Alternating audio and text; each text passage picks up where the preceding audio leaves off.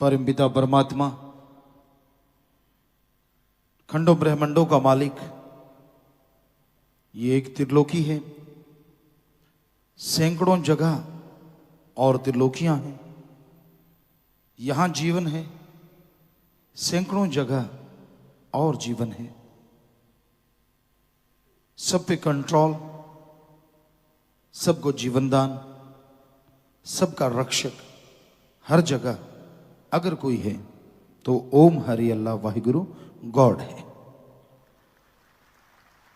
बड़ी हैरानी है, अकल कभी मानेगी नहीं, मान सकती ही नहीं, क्योंकि अकल के दायरे सीमित हैं। ये कैसे संभव है कोई एक हो और वो अरबों खरबों में सारी खबर रखता हो।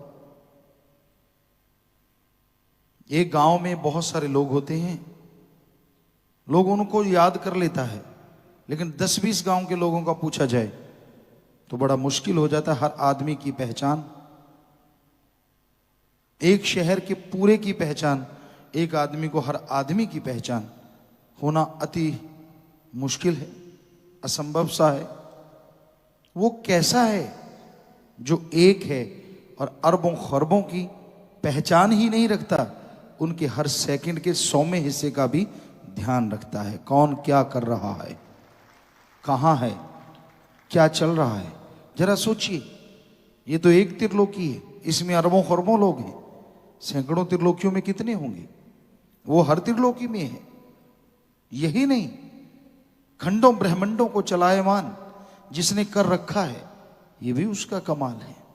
उसकी धुरी पे हर चीज घूमती है। और यही नहीं, जब शरीर छूट जाते हैं, आत्माएं यहां जाती हैं, वहां भी वो है। और हर किसी के साथ, कोई भी जीवात्मा ऐसी नहीं होती जिसके साथ मालिक ना हो। हर किसी की पहचान वो रखता है। तो कैसा है वो, ये जिज्ञासा अंदर उठती है। और अगर इसको शांत करना है तो गुरु मंत्र का जाप करो। किसी के कहने से उल जुलूल चीजों में ना पड़ो। मालिक की जो धुन है, अनहद नाद है, वो तो इतनी सुरीली है, इतनी मीठी है, जो हमेशा बनी नहीं रहती हर किसी के अंदर। क्षण मात्र लोग सुन पाते हैं, फिर साधक जैसे जैसे अपने आप को साध लेता है, वो धुन को लगातार सुनता है। और उसमें एक नशा है, एक मस्ती है, एक लज्जत है, एक शक्ति है, जिसके द्वारा शरीर पावरफुल होता है, आत्मा शांत, अति शांत होती है, सुकून मिलता है, जरूर नशा मिलता है। और जिसके अंदर नशा है, चेहरे पे भी नूर ठाठे मारता है। ये उस परम पिता परमात्मा अल्लाह वाहिगुरु राम का कमाल है। कैसा है वो गजब का, उसको देखिए, पाने की कोशिश कीजिए।